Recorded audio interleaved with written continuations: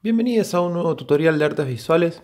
Soy Juan Sabatés y hoy vamos a charlar un poco acerca de la perspectiva atmosférica. En un video y tutorial anterior hablamos un poco de la perspectiva lineal, es decir, de la ilusión de profundidad, de tridimensionalidad en un espacio plano. Este espacio plano es la hoja, el lienzo, el lugar en donde dibujemos. Y la perspectiva tiene la función de crear una ilusión, una idea de profundidad.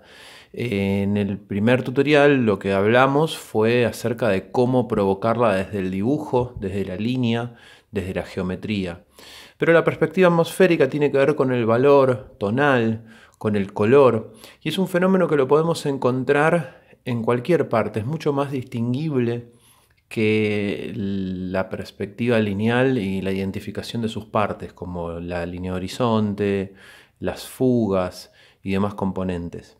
Perspectiva atmosférica es aquella que primeramente notamos un día de lluvia o de neblina.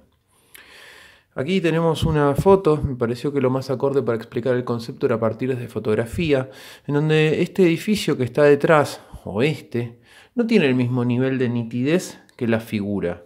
Podemos ver bien los rasgos de la cara de la chica y su ropa, que es lo que básicamente se está vendiendo en la publicidad, y de fondo tenemos este efecto de fuera de foco que hace una separación de figura y fondo.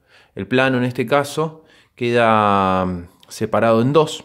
Tenemos la figura, tenemos el fondo y la perspectiva atmosférica puede funcionar en fotografía mediante el fuera de foco. En el caso del dibujo, vamos a ver cómo lo aplicamos. Aquí hay otro ejemplo del fuera de foco, pero podemos ver un poco mejor la diferencia del color. ¿Por qué? Porque acá tenemos unas mesas y acá tenemos un respaldo de una silla. Este respaldo es probablemente de la misma madera que pero este se ve más oscuro y este se ve más claro. Uno de los principios de la perspectiva atmosférica es que mientras los objetos más alejados están de nuestro punto de vista, más claros se van a ver. Justamente por como su nombre indica, hay atmósfera.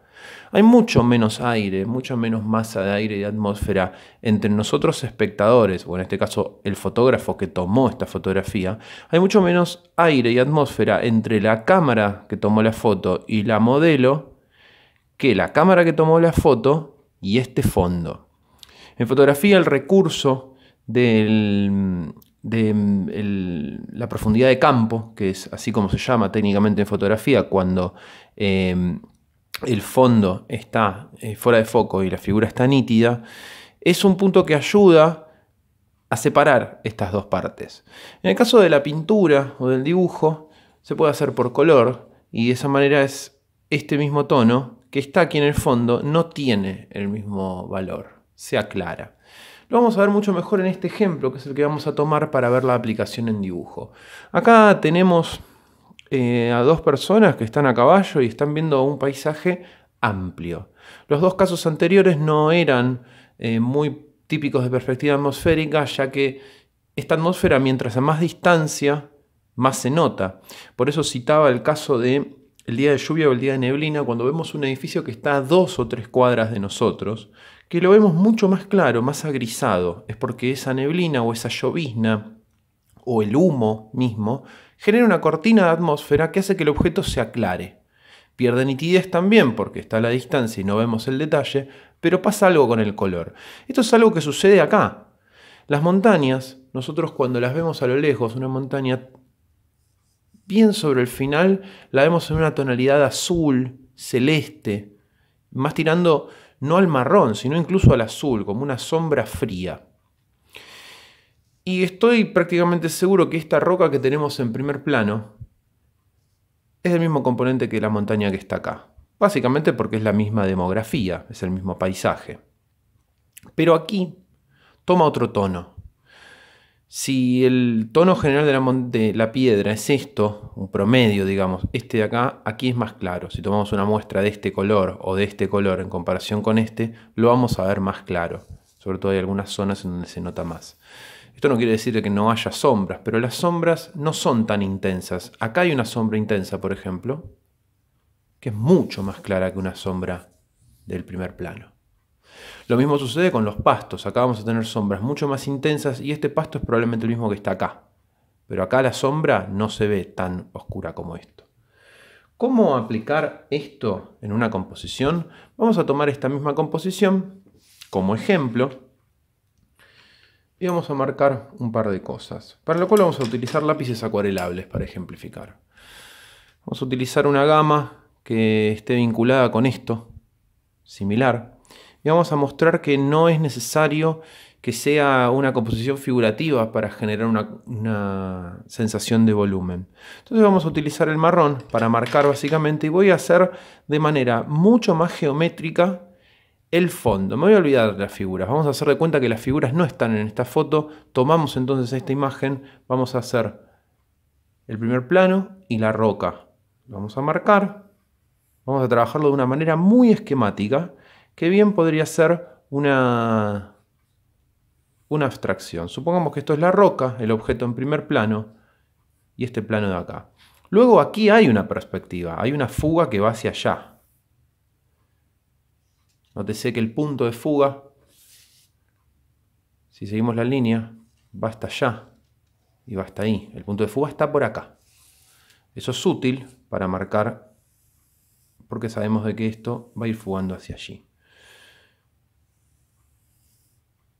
Y vamos a tener las montañas. Vamos a hacer dos hileras de montañas. Vamos a hacer una hilera de montaña acá y una hilera de montaña acá. Esto es la composición. Vamos a dejar un poco esto de lado. Vamos a colorear. Vamos a utilizar, esto se puede hacer con cualquier tipo de elemento, con lápiz, yo lo voy a utilizar con lápiz acuarelable por una cuestión de que cuando incorporemos agua sucederá algo. Pero también se puede aplicar con lápiz directo o bien cuando uno pinta con el mismo pigmento que sucesivamente le vamos aclarando. Entonces yo ya aquí no utilizo la misma intensidad o la misma densidad que utilicé acá. Ya está más claro. Y a su vez lo podemos hacer más claro acá, que luego con el proceso de agua lo acentuaremos mejor. Podemos incorporar algunos elementos de verde, que había algunos elementos de verde. Entonces si metemos unos elementos de verde acá a este valor, aquí tendría que ser un poco más intenso. Y aquí un poco más leve. La montaña es otro caso. Tomemos la montaña que tenemos aquí de fondo. Está detrás de la otra. Lo cual implica que esta va a tener un poco más de intensidad. ¿Qué sucede? Aquí este tono es un poco más oscuro que esto. Pero también es otro plano. Si esto tiene esta intensidad aquí, tendrá que haber otra. Naturalmente estos ejemplos están siendo muy esquemáticos y a la velocidad de la luz para justamente poder aprovecharlo. El lápiz acuarelable funciona de una forma muy particular, dependiendo de la cantidad de pigmento que uno disperse y la cantidad de agua que uno le coloque, puede dar una intensidad mayor. Si me quedo en el mismo lugar, hace más intensidad, mojo de vuelta y esto lo estiro.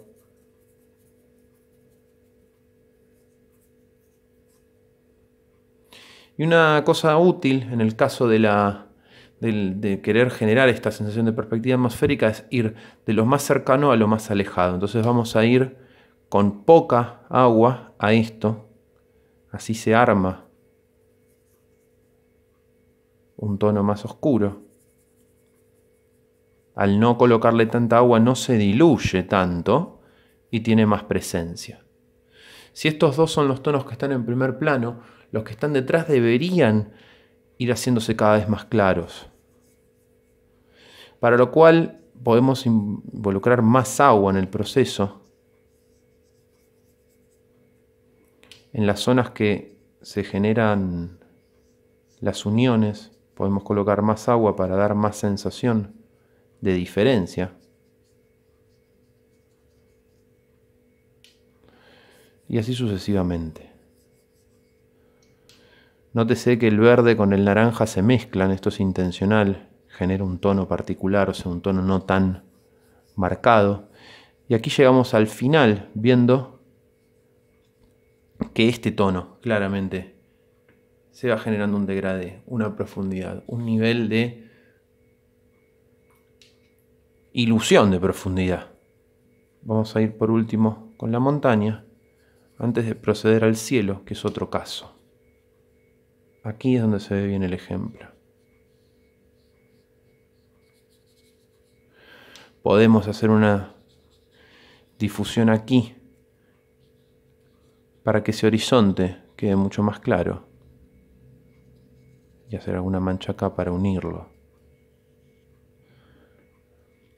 Hay una sensación, si queremos acá, inclusive podemos incorporar un poco más, es preferible hacerlo mientras esté más en seco, todavía está húmedo, pero colocarle un poco de ese marrón le va a dar un poco más de presencia al primer plano para destacarlo del resto. Y el cielo es otro caso, porque el cielo, en la medida en la que más se acerca al horizonte, más claro se vuelve. Entonces, de alguna forma, si nosotros marcamos con firmeza la zona más elevada del cielo y vamos hacia abajo más claro, con menos presión, va a dar una sensación de degradé que es típica del cielo. En la medida en la que más se acerca a la tierra, más se va aclarando. Y ahora le mandamos agua. Empezamos de las zonas con poca carga de agua, en las zonas más oscuras, y luego en la medida en la que bajamos le ponemos más agua, que es el equivalente al blanco en pintura, para generar ese degradé.